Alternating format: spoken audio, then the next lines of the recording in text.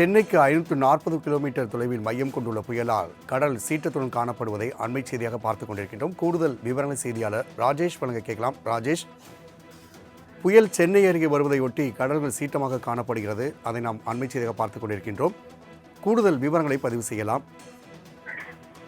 ராம்குமார், வணக்கம். சென்னையிலிருந்து 540 கிலோமீட்டர் தொலைவில் நிலை கொண்டிருக்கக்கூடிய டிட்வா புயலால் சென்னையில் உள்ள கடல் அலைகள் சீற்றத்துடன் காணப்படுகிறது. குறிப்பாக இந்த புயல் காரணமாக காற்றின் வேகம் அதிகரித்து வருவதால் பட்டினம்பாக்கத்தில் இருக்கக்கூடிய அந்த லூப் சாலை முழுவதுமே கடற்கரை மணல்கள் பரவி உள்ளதால் வாகன ஓட்டிகள் மிகுந்த அவதிக்கு உள்ளாகி இருக்கிறார்கள். இலங்கையின் கடலோர பகுதிகளிலும் அதனை ஒட்டி இருக்கக்கூடிய தென்மேற்கு வங்கக்கடலில் நிலை கொண்டிருக்கக்கூடிய புயல் காரணமாக சென்னை மெரினா மற்றும் பட்டினம்பாக்கத்தில் உள்ள கடற்கரைகளில் கடல்கள் சீற்றமாக காணப்படுகின்றன. மேலும் காற்றின் வேகம் அதிகரித்துள்ளதால் பட்டினம்பாக்கம் கடற்கரை மணல்கள் லூப் சாலை முழுவதும் பரவி உள்ளது.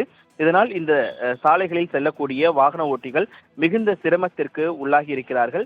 அதே நேரத்தில் காற்றினுடைய வேகம் என்பது தொடர்ச்சியாக அதிகரித்து வருவதன் காரணமாக வாகன ஓட்டிகள் மிகுந்த இன்னலுக்கு ஆளாக இருக்கக்கூடிய அந்த காட்சிகளை நம்மால் பார்க்க முடிகிறது.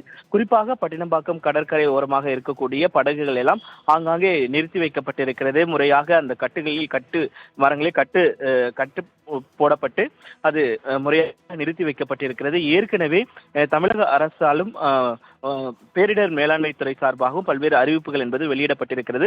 மீனவர்கள் தங்களுடைய படகுகளை முறையாக பாதுகாக்க வேண்டும் என்ற அறிவுறுத்தல்கள் எல்லாம் வழங்கப்பட்டிருக்கிறது. இருந்த போதிலும் இன்னும் 540 கிலோமீட்டர் தொலைவில் இருக்கும் பொழுதே காற்றினுடைய வேகம் இவ்வளவு இருக்கும் பொழுது சென்னையை நெருங்க காற்றினுடைய வேகம் எப்படி இருக்கும் என்பது குறித்து ஒரு அச்சத்தை எழுப்பக்கூடிய வகையில் இருக்கிறது. குறிப்பாக பட்டினம்பாக்கம் லூப் சாலையை பொறுத்த வரைக்குமே அங்கு ஒரு பிரதான சாலையாக இருக்கக்கூடிய ஒரு சூழ்நிலையில் மணல் காற்று என்னுடைய தாக்கம் என்பது அதிகமாக இருக்கக்கூடிய கடற்கரை மணல்கள் என்பது சாலையில் பரவி கிடப்பதால் வாகன ஓட்டிகள் மிகுந்த இன்னலுக்கு ஆளாகி இருக்கிறார்கள். ராம்குமார், ராஜேஷ், ஏற்கனவே தரைக்காற்று வீசக்கூடும் என்று வானிலை ஆய்வு மையம் தெரிவித்தது. மேலும் கடலுக்குள் சென்றிருக்கும் மீனவர்கள் கரை திரும்ப வேண்டும் என்றும் தெரிவிக்கப்பட்டது. அது மாதிரியான மீனவர்கள் தற்பொழுது கரை சேர்ந்து விட்டார்களா? அங்கே இருக்கக்கூடிய மீனவர்கள் இது குறித்து என்ன சொல்கிறார்கள்? இந்த கடற்கரையை பொறுத்த வரைக்கும் சென்னை மற்றும் காசிமேடு ஒட்டி இருக்கக்கூடிய கடற்கரை பகுதிகளை சேர்ந்து கிட்டத்தட்ட 60க்கும் மேற்பட்ட மீனவர்கள் நடுக்கடலில் ஏற்கனவே மீன் பிடித்திருந்தார்கள். அவர்கள் அறிவிப்பு வந்தவுடனேயே கரைக்கு திரும்பும்படி அவர்கள் உத்தரவு பிறப்பிக்கப்பட்டது. அதன்படி நேற்றைய தினத்திலே கிட்டத்தட்ட 30க்கும் மேற்பட்ட மீனவர்கள் திரும்பிய நிலையில் மேலும் சிலர் கடலில் இருக்கக்கூடிய ஒரு சூழல் இருக்குது. அவர்களும் கரைக்கு திரும்புவதற்கான அந்த முயற்சிகள் எடுக்கப்பட்டு வருவதாக தகவல் வெளியாகி இருக்கிறது. குறிப்பாக நாம் இந்த புயலை பொறுத்த வரைக்குமே இதனுடைய தாக்கம் எப்படி இருக்கும் என்று ஏற்கனவே வானிலை ஆய்வு மையம் தெரிவித்திருக்கிறது. வட தமிழக கடலோர மாவட்டங்களில் மட்டும் மிக கனமழைக்கான அந்த வாய்ப்பு இருக்கிறது. அதி கனமழையிலான அந்த எச்சரிக்கையும் விடுக்கப்பட்டிருக்கக்கூடிய சூழ்நிலையில் வட தமிழக கடலோர மாவட்டங்களில் அதிக அளவு காற்று வீசி வருகிறது. கடல் அலைகளுடன் வழக்கத்தை விட சீற்றமாக இருக்கக்கூடிய இந்த சூழ்நிலையில் தான் பட்டினம்பாக்கம் கடற்கரையில் இந்த மணற்பரப்பில் இருக்கக்கூடிய மணல்கள் சாலையில் வரக்கூடிய அந்த சூழல் இருக்கிறது.